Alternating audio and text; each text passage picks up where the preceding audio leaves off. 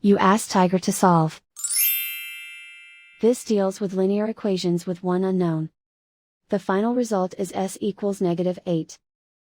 Let's solve it step by step. Isolate the s. Divide both sides by -7. Cancel out the negatives.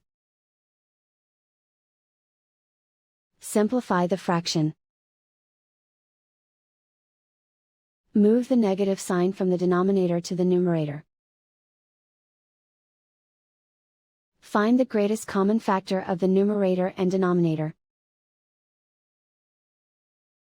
Factor out and cancel the greatest common factor.